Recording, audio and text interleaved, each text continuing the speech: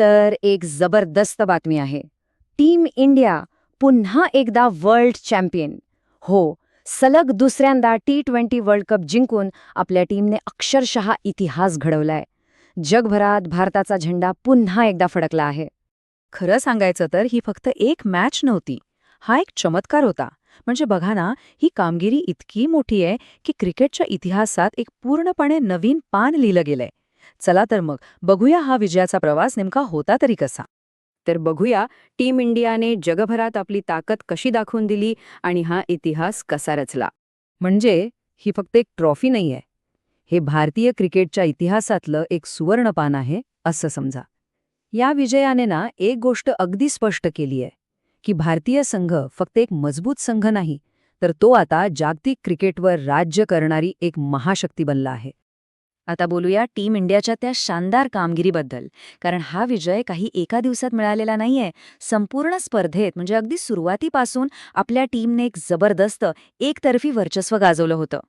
आणि या विजयाचं खूप मोठं श्रेय जातं ते म्हणजे कॅप्टन रोहित शर्माला.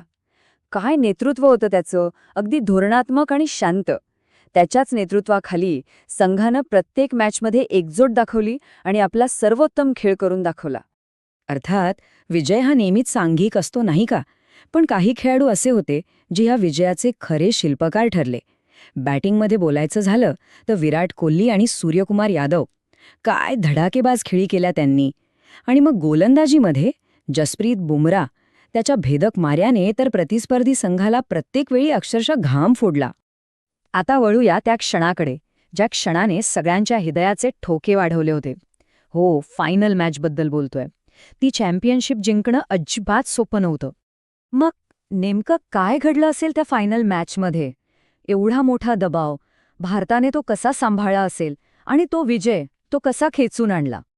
सुरुवातीला तर प्रचंड दबाव होता खरे, पण आपल्या खेळाडूंनी जे संयम दाखवलं ना, कमाल. अगदी शांतपणे आणि आत्मविश्वासाने खेळ केला.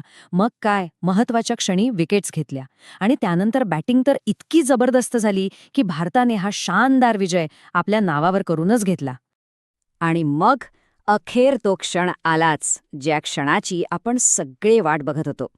भारताने प्रतिस्पर्धी संघावर एक शानदार विजय मिळवला आणि ती चमकणारी 2020 वर्ल्ड कप ट्रॉफी अभिमानाने उचलली. तो क्षण खरंच कधी विसरता येणार नाही. पण ऐका, हा विजय काही फक्त त्या मैदानापुरता नव्हता. नाही, या विजयाचा आनंद, हा जल्लोष संपूर्ण देशाने साजरा केला. टीम इंडियाच्या या ऐतिहासिक विजयामुळे झालं काय की अक्षरशः संपूर्ण देशभरात आनंदाची एकच लाट पसरली. प्रत्येक घरात, प्रत्येक गल्लीत, सगळीकडे फक्त आणि फक्त जल्लोषाचं वातावरण होतं. अहो, लोक स्वतःहून रस्त्यांवर उतरले होते. क्रिकेट चाहते रस्त्यावर आले, फटाके फोडले, मिठाई वाटली.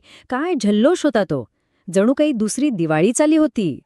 तर मग शेवटी या सगळ्याचा अर्थ काय? हा जो विजय आहे याचं महत्त्व काय आहे? कारण एक गोष्ट नक्की की हा फक्त एक खेळ नव्हता. आणि इथेच या विजयाचं खरं महत्त्व आहे. हा विजय फक्त त्या 11 खेळाडूंचा नाही, हा विजय आहे प्रत्येक भारतीयाचा. हा आपल्या सगळ्यांसाठी एक अभिमानाचा क्षण आहे. खरं तर या एका विजयाने संपूर्ण देशाला एका धाग्यात बांधलंय. आता ह्या शानदार विजयावर प्रत्येकाचं आपापलं मत असू शकतं, नाही का? की ह्या विजयाचा खरा हिरो कोण होता, कोणाचा खेळ सर्वात जास्त महत्त्वाचा ठरला, हा एक विचार करण्यासारखा प्रश्न नक्कीच आहे. आजच्यासाठी इथेच थांबूया.